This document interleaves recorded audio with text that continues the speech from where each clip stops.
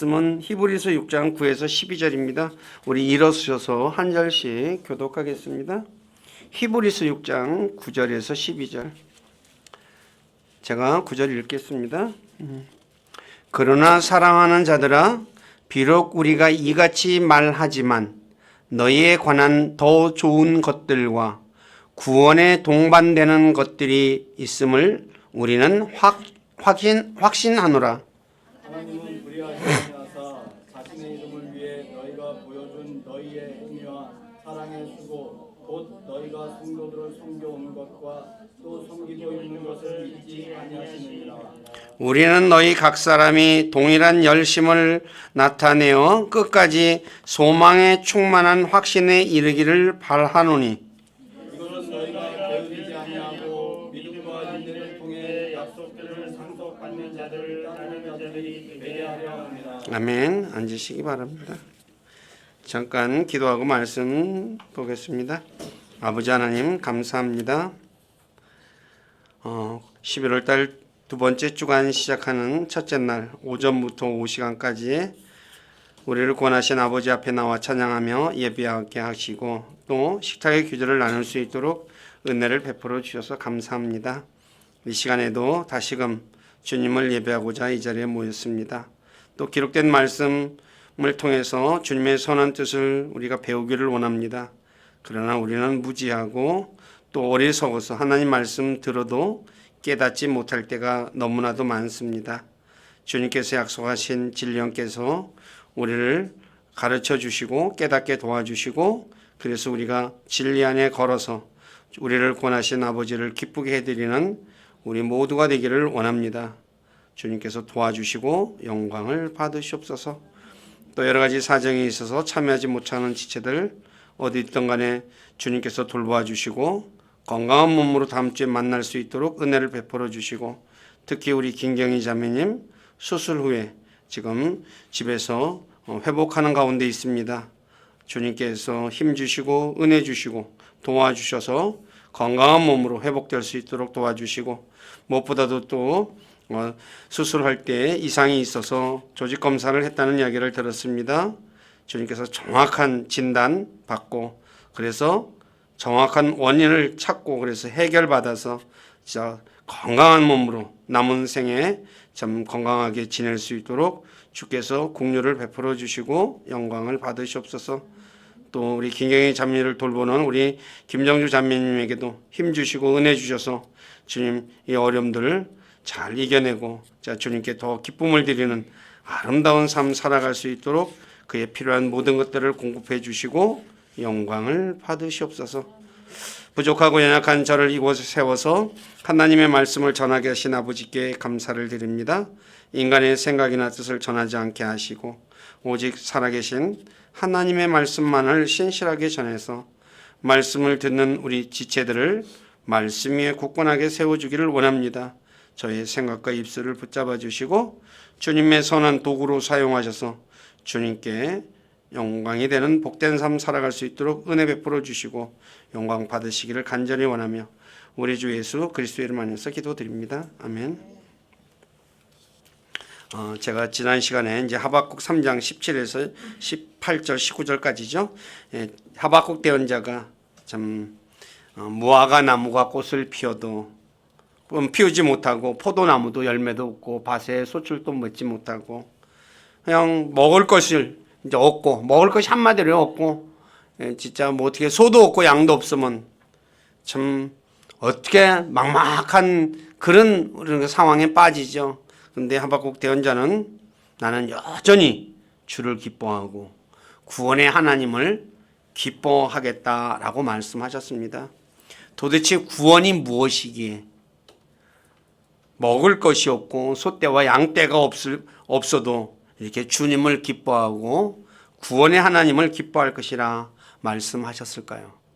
사람이 먹어야 사는데 먹지 못하는 그런 진짜 아주 비참한 지경에 이른 거죠. 그래서 오늘은 구원에 동반되는 것들이라는 제목으로 이제 구원받으면 도대체 어떤 일이 일어나는지 이거를 알면 우리 하박국 대언자가 왜 주님을 기뻐하고 구원의 하나님을 기뻐하게 됐는지, 그래서 우리가 이해하게 되고, 또 우리도 어떻게 해요? 우리도 주님을 기뻐할 수 있다라는 것에 대해서 좀 말씀을 전하겠습니다. 사람이 구원받으면 그럼 어떤 일이 있느냐? 첫째, 죄들이 용서받습니다. 사람은 죄들의 몸인 육신을 입고 살기 때문에 살아가면서 항상 죄를 짓습니다.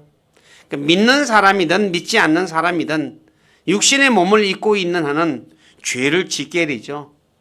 그래서 안 믿는 사람은 말할 것도 없지만 믿는 사람 역시 그래요. 그래서 사도 바울이 로마서 7장 19절에 자신이 원하는 선을 행하지 않고 원치 않는 악을 행한다. 나는 선을 행하고 싶은데 선을 행하지 못하고 악을 행한대요. 왜 그래요? 육신의 몸이 안에 내가 살기 때문에 그렇다는 거죠. 그래서 7장 24절에 오라 나는 비참한 사람이다. 누가 이 사망의 몸에서 나를 건져내랴. 그러면서 이제 25절에 우리 주 예수 그리스도를 통해서 하나님께 감사한다라고 얘기를 하는 내용이 성경에 기록되어 있죠. 사람은 끊임없이 죄를 짓고 살아요. 그런데 구원을 받으면 어때요? 이 죄가 용서가 된다는 거, 받는다는 거죠. 아시다시피 사람은 욥기 15장 16절에서도 불법을 물 마시듯 마시는 존재다. 사람은 물이 없으면 죽죠. 하루에도 아침에 일어나서 물 마시고 밥 먹고 나서도 물 마시고 또 낮에 좀 갈증 나면 마시고 끊임없이 물을 마시며 살아요. 우리 몸에 수분이 70%라고 하죠. 나도 정확하게는 모르는데 한 70% 된대요. 그러니까 물을 못 마시면 죽죠. 그래서 끊임없이 물을 마시며 살아요. 근데 사람이 뭐예요? 불법을, 죄를 물처럼 마신다는 거죠.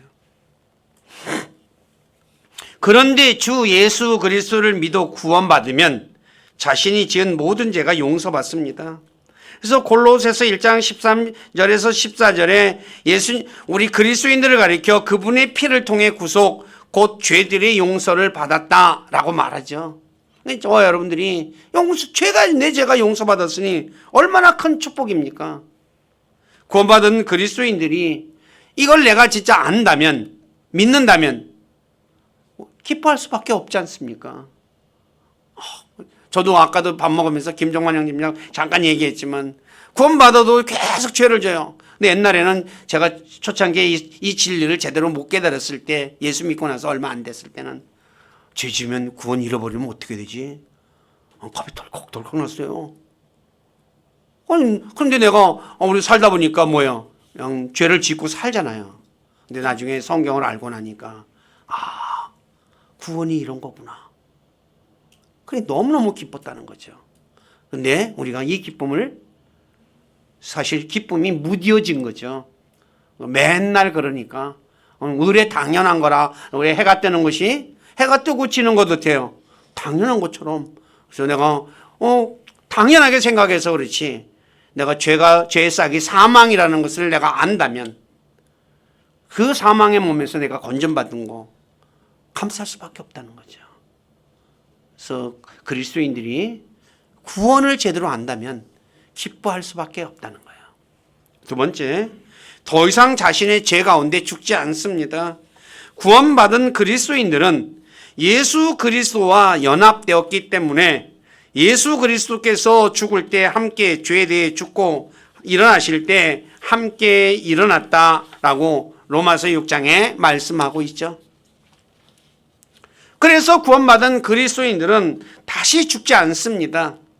비록 우리 육신의 몸이 죽는다 하더라도 이 몸은 그냥 일시적인 거죠. 영원한 생명을 저와 여러분들이 가졌기 때문에 죽지 않는 거예요. 그래서 요한복음 11장 25, 26절에 예수님께서 마르다에게 나는 부활이요 생명이니 나를 믿는 자는 죽어도 살겠고 누구든지 살아서 나를 믿는 자는 결코 죽지 아니하리라. 이것을 네가 믿느냐라고 마르다에게 말씀하신 거죠.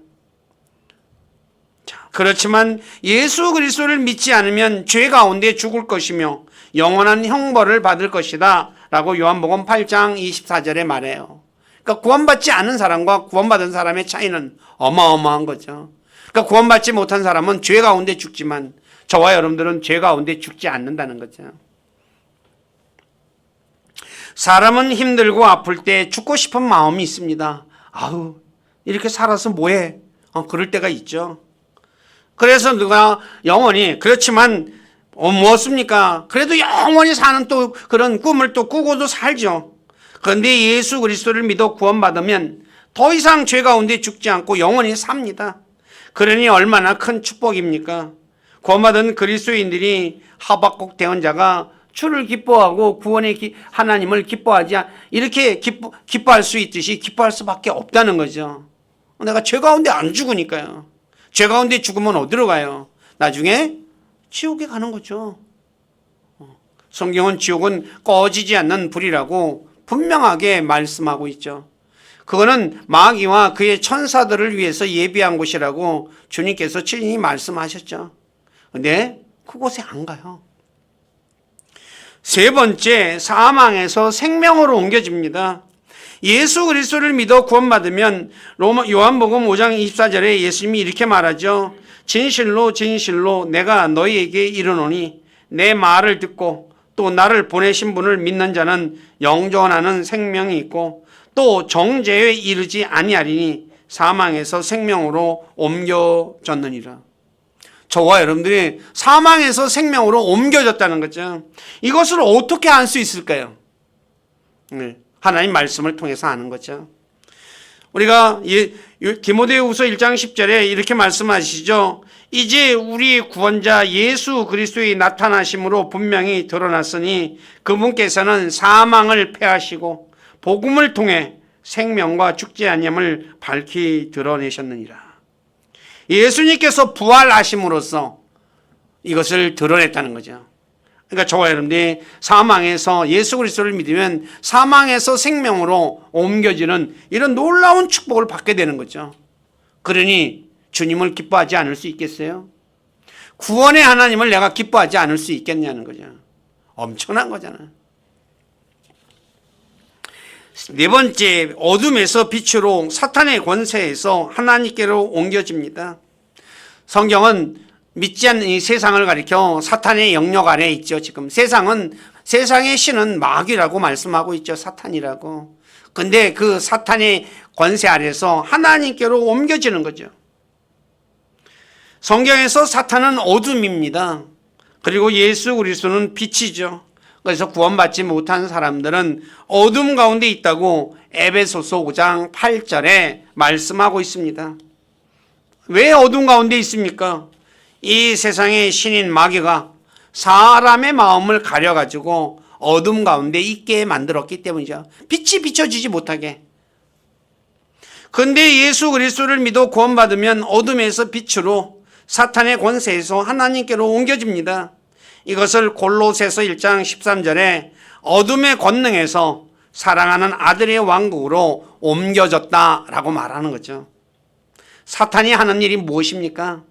성경에 보면 살인, 가인이 자기 동생을 아벨을 죽였죠. 그런데 이것을 말해서 가인을 가리켜 저 사악한 자에게 속했다 그래요. 근데 성경에 저 사악한 자는 사탄을 말하는 겁니다. 음행도 아까 음행하는 영이 들어가서 사람이 음행을 하게 되죠.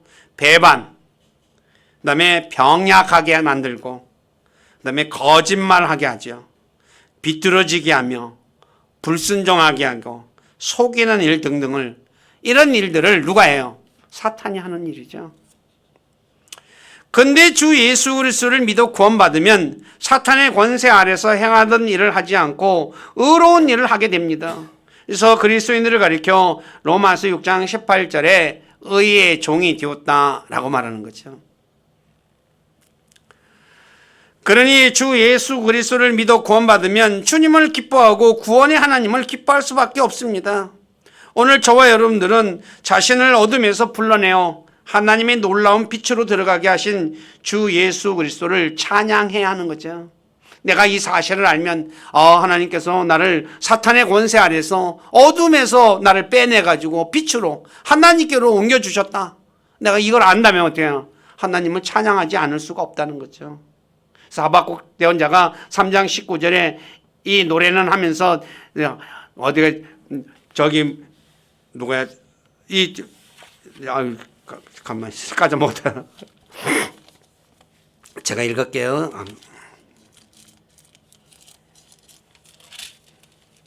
자, 주 하나님은 나의 힘이시니 그분께서 나의 발을 암사슴에 발같게 하시사 나를 나의 높은 곳에서 다니게 하시리라. 이 노래는, 요 단어는 원래 삽입입니다. 내 현악기들에 맞춰 우두머리 노래하는 자에게 준 것이라. 노래하는 자에게 한마디로 이걸 드렸다는 거예요. 그래서 이 노래를 하게 만드는 거죠. 흔히 말하는 작사가가 작사를 해가지고 일종의 노래하는 사람에게 주는 거죠. 이거 부르라고. 그래서 이것이 바로 내가 구원받은 걸 알면은 이렇게 찬양할 수밖에 없다는 거예요. 자, 다섯 번째, 하늘의 이름이 기록됩니다. 자신의 이름이 하늘에 기록되는 것은 기적을 행하는 것보다 더 복된 일입니다. 누가복음 10장에 보면 예수님께서 자신의 제자들에게 마귀를 내쫓고 병든 자를 고치는 권능을 줘서 내보냈죠. 제자들이 돌아와요. 그래서 주님, 내가 주의 이름으로 마귀를 내쫓는데 마귀들이 다 굴복을 합디다 라고 얘기하니까 예수님이 뭐라고 말합니까? 영들이 너희에게 굴복하는 이 일로 기뻐하지 말고 오히려 너희 이름이 하늘에 기록되었으므로 기뻐하라. 내가 권능을 행하는 것보다 내가 내 이름이 하늘에 기록된 것, 생명책에 기록된 것이 더 기쁜 일이라는 거죠. 근데 저와 여러분들은 이름이 생명책에 기록되어져 있죠. 하나님께서 그러니 기뻐하지 않을 수 있겠어요? 하나님께서 책에 기록되어 있다는 거예요.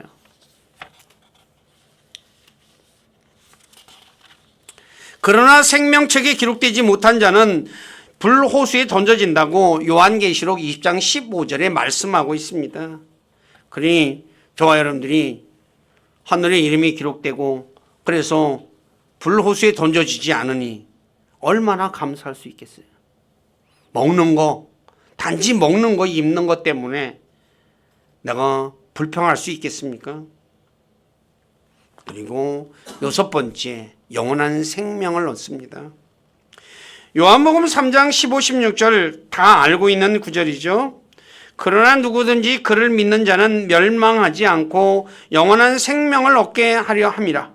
하나님께서 세상을 이처럼 사랑하사 자신의 독생자를 주셨으니 이것은 누구든지 그를 믿는 자는 멸망하지 않고 영존하는 생명을 얻게 하려 하심이라 그러죠. 영원한 생명은 잃어버리는 생명이 아닙니다. 왜냐하면 중간에 잃어버릴 경우 영존하는 생명이라 말할 수 없기 때문이죠. 이터널 라이프, 영원한 생명, 그러니까 에버라스팅 라이프라고 얘기하죠. 영존하다는 말, 끝이 없는 거죠. 자, 만약에 중간에 끊어져요. 그러면 끝없는 생명이다 라고 얘기할 수 있어요? 없죠. 그렇기 때문에 저와 여러분들은 영원한 생명을 가지고 있어요. 그래서 요한복음 10장 28절에 예수님께서 영원한 생명을 주시는데 누구도 자신의 손에서 빼앗아가지 못한다라고 말해요. 그리고 아버지의 손에서도 뺏어갈 수 없다. 예수님과 아버지는 하나니까 뺏어갈 수가 없는 거죠. 그리고 로마서 8장 38, 39절에서도 어떤 것도 하나님의 사랑에서 떼어놓을 곳이 없다라고 말해요. 저와 여러분들을 하나님의 사랑에서 떼어놓을 것은 이 세상에 어떤 것도 없어요. 그만큼 저와 여러분들이 하나님의 사랑을 어떻게 잊고 사는 사람이라는 거죠. 전능하신 하나님, 자신의 아들을 예수님 육신을 입고 이 땅에 보내서 십자가에 못 박아 죽게 하신 그 사랑, 그 사랑에서 끊을 곳이 없어요.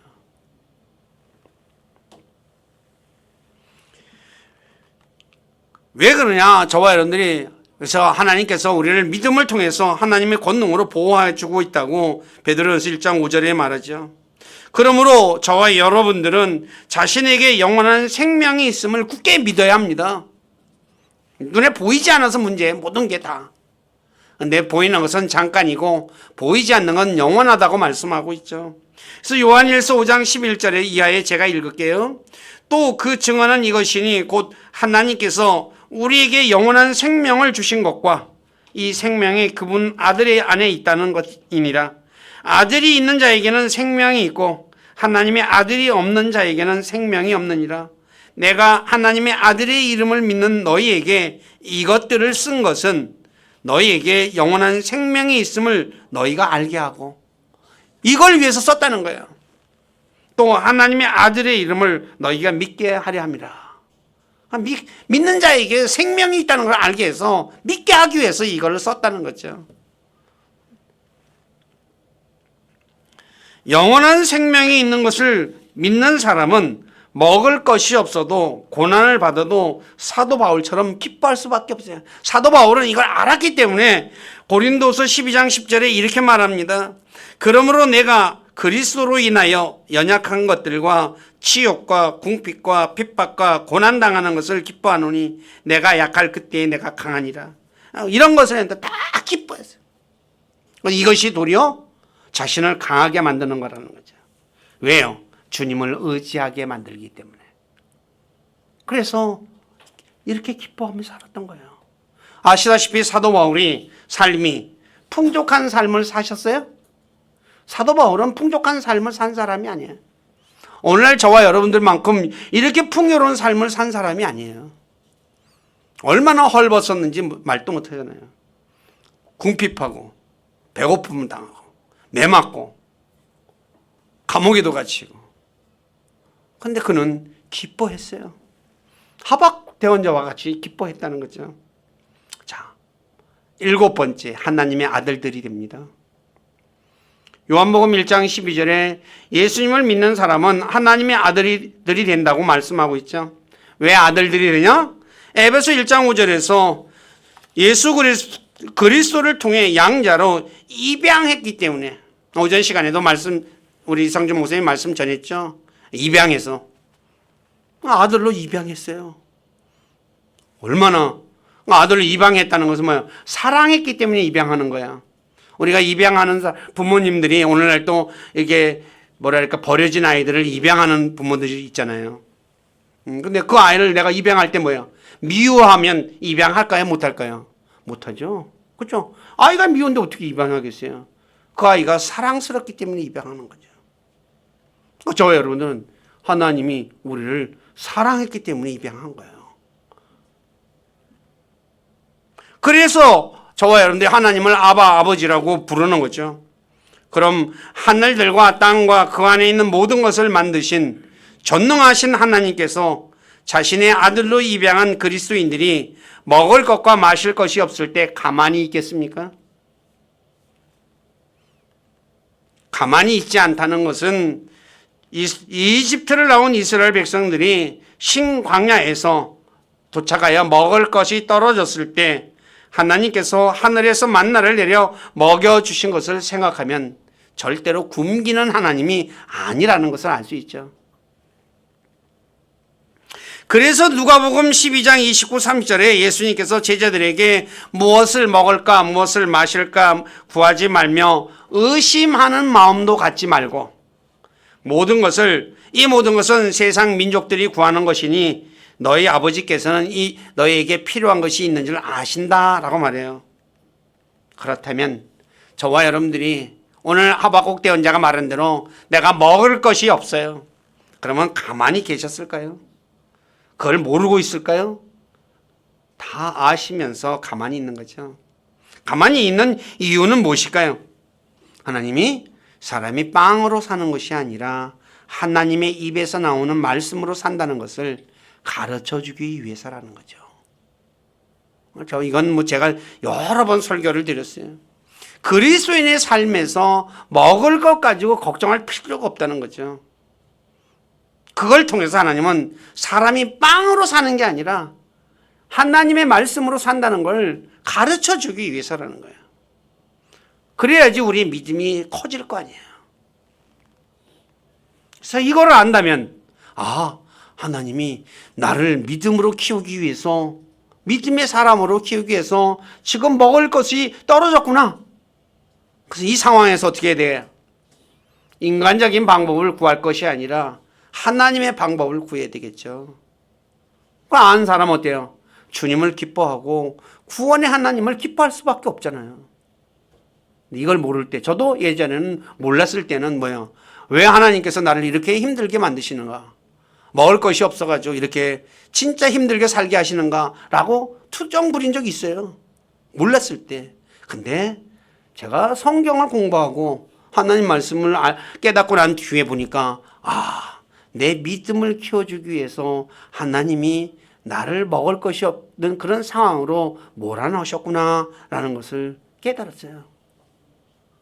그러니까 그 이후로는 뭐예요? 불평할 필요가 없죠. 엄청난 축복이거든요. 하나님께서 약속하신 모든 것은 믿음으로 받아요. 내 노력으로 받는 게 아니라 믿음으로 받는 거예요. 믿음으로. 자, 8번째, 상속자로서 아버지의 것을 상속받습니다. 그리스도인이 되면 하나님의 아들들이 되기 때문에 상속자가 되죠.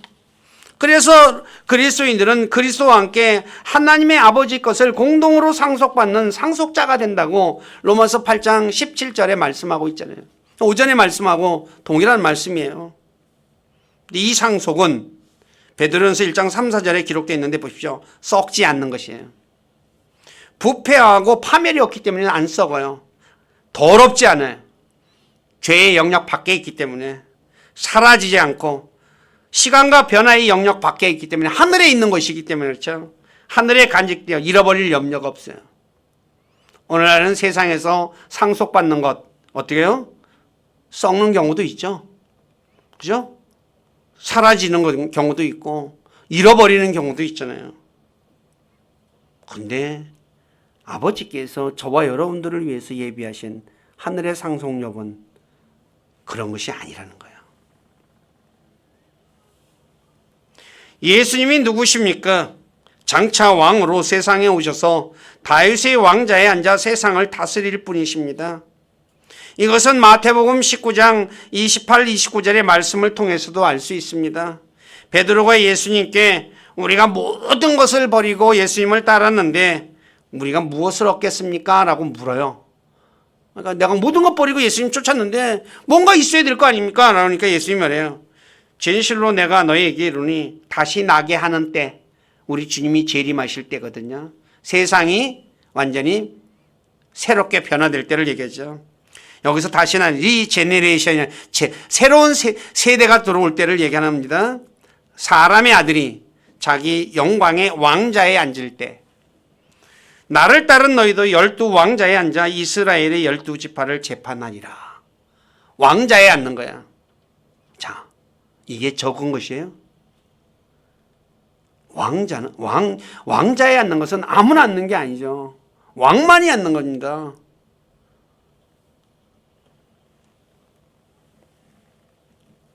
자, 그래 이런 엄청난 축복이 우리가 아들이 되고 상속자가 되면 받는 거야. 기뻐하지 않을 수가 있겠어요? 자, 그럼 베드로는 예수님께 직접 음성을 들어서 믿을 수는 있겠지만 우리는 그것을 어떻게 알 수 있을까요? 예수님은 직접 들었지만 나는 나한테 말한 건 아니잖아요. 네, 에베소 1장 14절에 성령님이 우리의 상속의 보증이 되신 것을 통해 알아요. 에베소 1장 14절에 이 영께서는 값주고 사신 그 소유물이 구속을 받을 때까지 우리 상속력의 보증이 되사 저와 여러분들의 상속력의 보증이 됐다는 거예요. 성령님이. 그래서 이런 보증으로 그러면 내가 성령님이 내 안에 계신 걸 어떻게 아냐 이거야. 여러 번 말씀드렸죠. 아버지라고 부르는 사람, 아들의 영이 내 안에 있는 거죠. 또 예수님을 주님이라고 부르는 사람, 내가 내 안에 성령님이 계시는 거예요.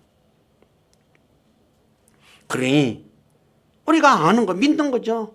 내가 이것을 진짜 믿고 있다면 먹을 것이 없다고 불평할 수 있을까요? 아니죠.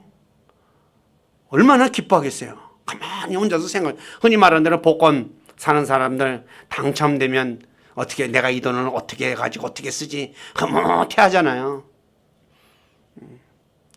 우리 예배당 요쪽 끝에 가면 복권 파는 집 있어요. 그냥 줄 서 있어요. 토요일날 보면 막 자가용이 벤츠 타고 와가지고도 복권 사더라고 보니까. 내가 지나가면서 맨날 지나다니니까 알잖아요.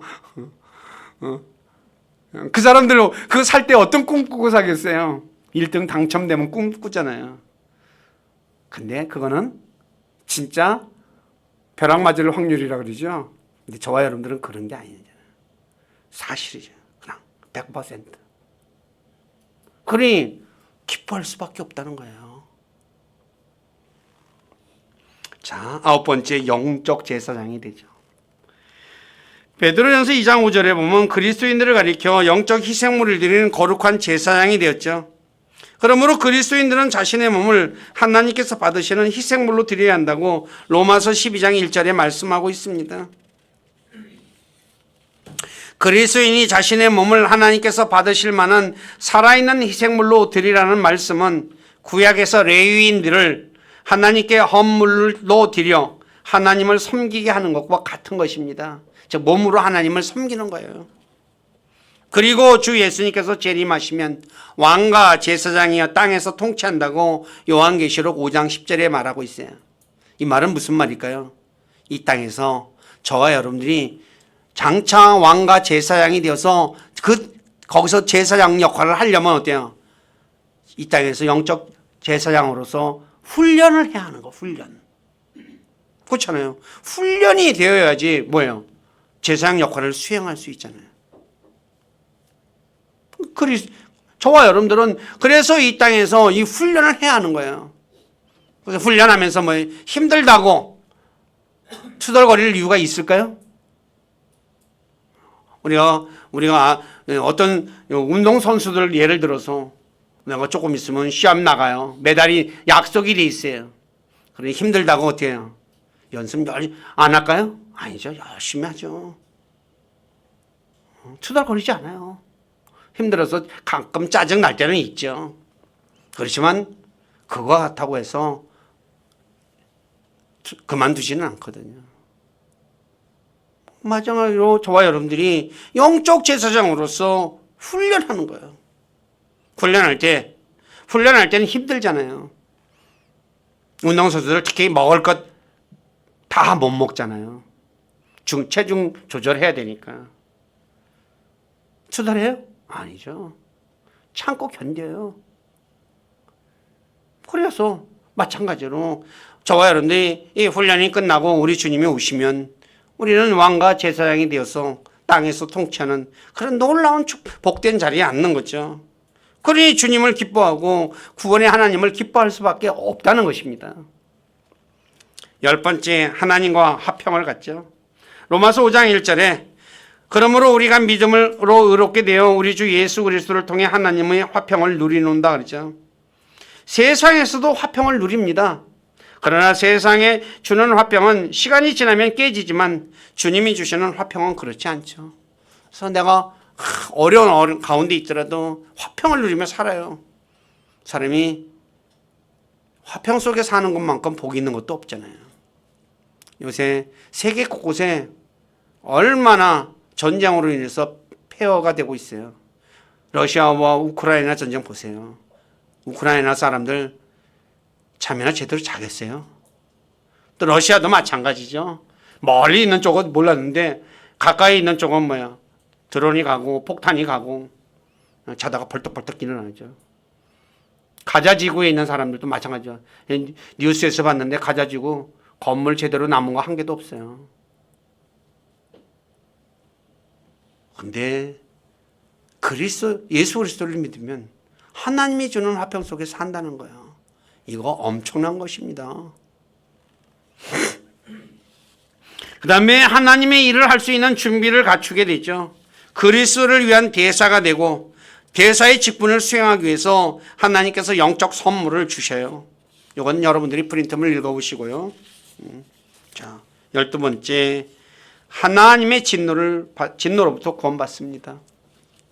로마서 5장 9절에 보면 그러면 이제 우리가 그분의 피로 말미암아 의롭게 되었은즉 더욱더 그분을 통해 진노로부터 구원받으리니. 하나님의 진노는 사람이 감당할 수 있는 정도의 것이 아닙니다. 마지막에 대환란이라는 진노는 세상이 만들어진 이후로 그런 환란이 없다고 말하죠. 우리가 역사를 통해서 공부해 보면 전쟁이라는 엄청난 환란이 있었죠. 근데 그런 환란은 비교도 안 됐죠. 요한계시록 14장 10에서 11절에 보면 불과 유황으로 영원토록 고통을 받는다고 말해요. 다시 말해 구원받지 못한 사람들은 타오르는 불로 징벌을 받을 것이라고 데살로니가후서 1장 8절에 말씀하고 있어요. 그런데 그리스도인들은 진노에 이르도록 정해지지 않고 오히려 주 예수 그리스도로 말미암아 구원에 얻도록 정해진 사람이라고 데살로니가전서 5장 9절에 말씀하고 있습니다. 그러니 내가 하나님의 진노로부터 구원받았으니 얼마나 기쁘겠어요. 그리고 그 구원에 하나님을 기뻐할 수밖에 더 있겠습니까? 마지막으로 13번째, 구원자이신 예수 그리스도께서 자신의 변호인이 되십니다. 우리가 나중에 죽으면 하나님 앞에 서죠. 사람이 태어난 사람은 반드시 죽고 죽은 뒤에는 심판이 있다고 하죠. 근데 마귀가 하나님의 법정에서 그리스도인들이 언제 어떤 죄를 지었다고 밤낮 고소한다 그래요. 밤낮. 하루 종일 고소하는 거예요. 왜요? 저와 여러분들이 지은 죄가 얼마나 많았겠어요. 그 밤낮 고소해도 되잖아요. 그런데 예수 그리스도께서 그때 내 변호자가 되어서 내 모든 죄값을 치러주셨다라고 말해 준다는 거예요. 이보다 더 큰 복이 어디 있어요? 한번 생각해 보세요. 홍도미가 몇 년 몇 월 며칠 몇 시에 무슨 죄 짓고 무슨 죄 짓고 무슨 죄 짓고 계속 얘기해요. 제가 얼굴 들겠어요? 못 들겠어요? 얼굴 하나도 못 들죠. 땅 다 쳐박고 있을 거예요 아마도. 근데 주님이 홍도미를 대신해서 내가 죄값을 다 치렀다. 끝난 거 아니에요. 죄값을 대신 치렀으니까 어마어마한 거죠. 저와 여러분들이 변호자가 누구예요? 예수님이라는 거예요. 예수님.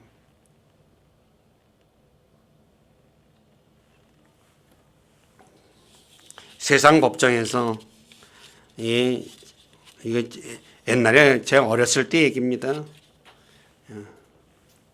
제 후배 아버지가 변호사가 하나 있었어요.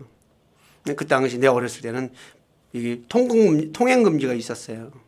그래서 그냥 너 친구들하고 놀다가 걸려요. 그러면 집에 가려고 하다가 이제 걸리잖아요. 파치서 아버지 명함 하나 딱 꺼내줘요. 걔가 같이 놀다가 아버지 우리 아버지한테 전화 한번 해보세요. 가. 일찍 가고 아니 집에 늦게 돌아다니지 말고 일찍 가. 옛날엔 그랬어요.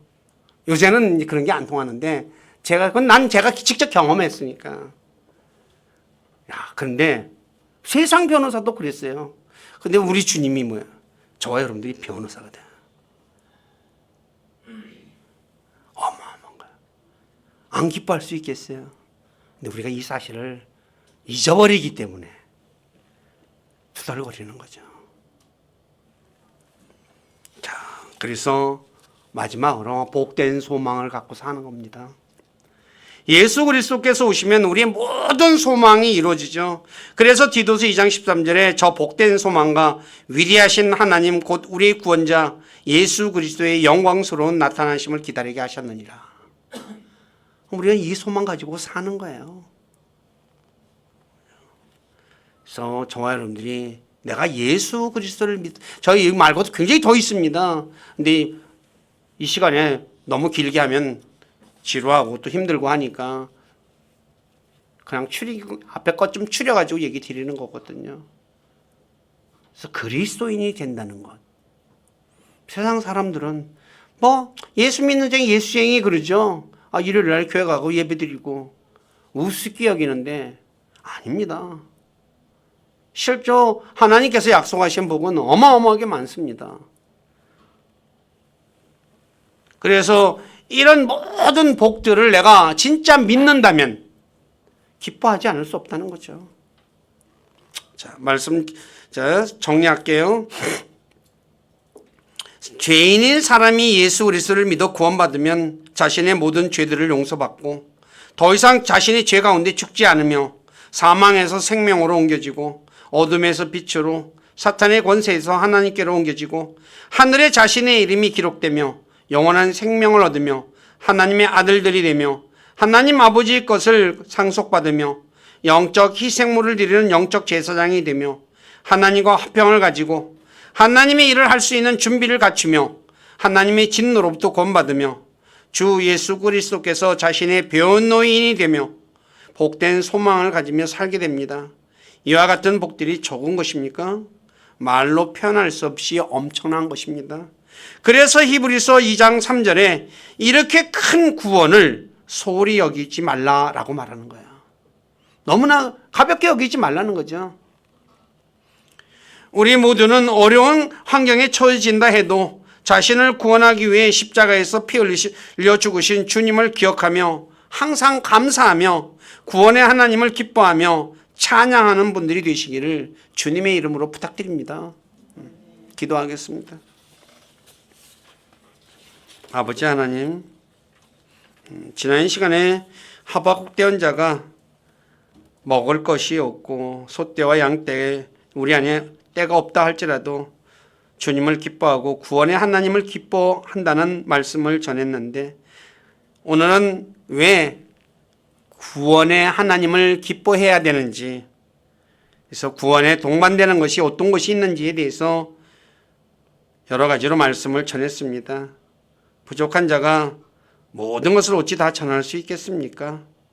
주님께서 약속하신 진령께서 우리 사랑하는 지체들에게 구원과 동반되는 것이 어떤 놀라운 복이 있는지 가르쳐 주시고 깨닫게 도와주시고 또 믿을 수 있는 마음도 주셔서 세상 어려움에 휘둘리지 않고 어려움 속에 있다 할지라도 주님을 기뻐하고 구원의 하나님을 기뻐하고 그 하나님을 찬양하는 복된 삶 살아갈 수 있도록 도와주시고 홀로 찬송과 존귀와 영광을 받으시옵소서.